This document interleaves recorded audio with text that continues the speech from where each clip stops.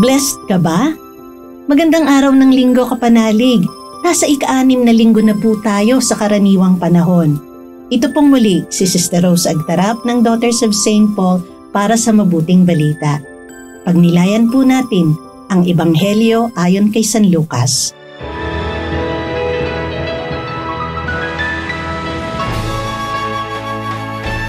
Tumingala si Jesus sa kanyang mga alagad at sinabi, "Mapapalad kayong mga dukha, sapagkat sa inyo ang kaharian ng Diyos.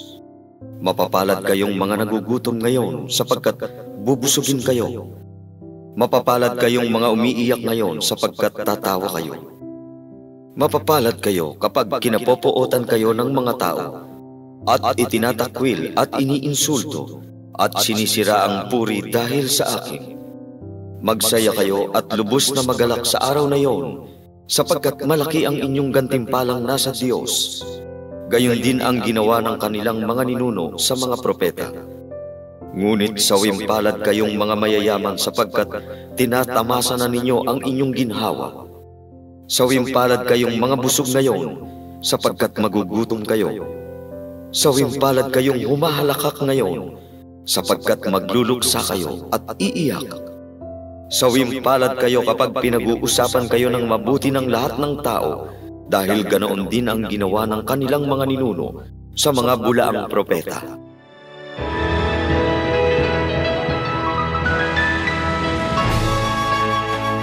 Minsan ka na rin bang nasabihan na, "Uy, ang blessed mo naman"? Madalas naririnig natin ang mga salitang blessed ka kung meron magandang nangyayari sa ating karir o may natamo tayong tagumpay. Kung ang standard ng mundo ang batayan, may katotohanan ang ganitong uri ng pangunawa sa salitang blessed. Iba naman ang kahulugan ng salitang blessed ayon kay Kristo. Sa pamantayan ng Diyos, hindi ang pagkakaroon ng kayamanan, karangyaan at tagumpay ang natatanging batayan ng pagiging blessed. Hindi rin dapat hinuhusgahan na sinumpa ng tadhana ang mga taong nabubuhay na mahirap, nagugutom, nalulungkot at inaabuso ng kanilang kapwa-tao. Sa Ebanghelyo, itinuturing ni Jesus na blessed ang mga taong merong malalim na pananalig at matibay na relasyon sa Diyos. Kaya ang mga Beatitudes na binanggit ni Jesus sa Ebanghelyo ay magbibigay direksyon sa atin patungong langit. Hindi natin kailangang gamitin na panghusga, kundi mga inspirasyon upang magkakaroon tayo ng malalim na relasyon sa Diyos at sa ating kapwa. Ibig sabihin, blessed pa rin ang isang mayaman kung ang kanyang kayamanang nakamtan ay dahil sa kanyang kasipagan, kasikapan, pananalig sa Diyos at wala itong naagrabyadong ni isang tao. Blessed din ang mga may kaya sa buhay kung nagiging instrumento sila ng pag-asa sa maraming naghihirap sa mundo. Blessed din kay Jesus ang mga mahihirap, nagugutom, nalulungkot at mga inabusong tao. Ang kanilang pagiging blessed ay naaayon sa katatagan ng kanilang pananampalataya at pagmamahal sa Diyos na hindi kayang sirain ng kahirapan, kalungkutan at kasamaan ng mundo.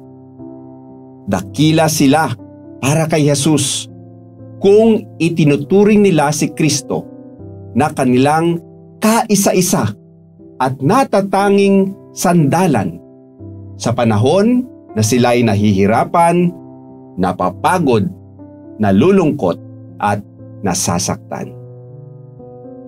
Ikaw, kapanalig, maituturing mo rin ba ang sarili mo na blessed? Kaninong pamantayan ba ang iyong basihan? Kapanalig, sana blessed tayong palagi ayon sa pamantayan ni Kristo.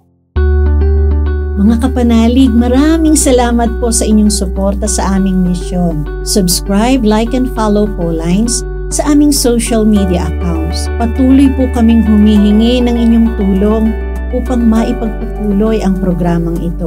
Maaari po ninyong ipadala ang inyong love offerings at donasyon sa aming donations channels. Makakaasa po kayo na kasama lagi ang inyong mga intensyon at kahilingan sa aming panalangin araw-araw. Ito pong muli si Sister Rose na nag-aanyaya sa inyong manalangin. Panginoon, gisingin nawang muli ng biyaya ng hubileo ang pagnanasa namin sa kayamanang makalangit. Tulungan mo kaming ipalaganap ang kagalakan at kapayapaan ni Kristong aming manunubos sa buong mundo. Amen. We are here to provide a new way of communicating and proclaiming the gospel.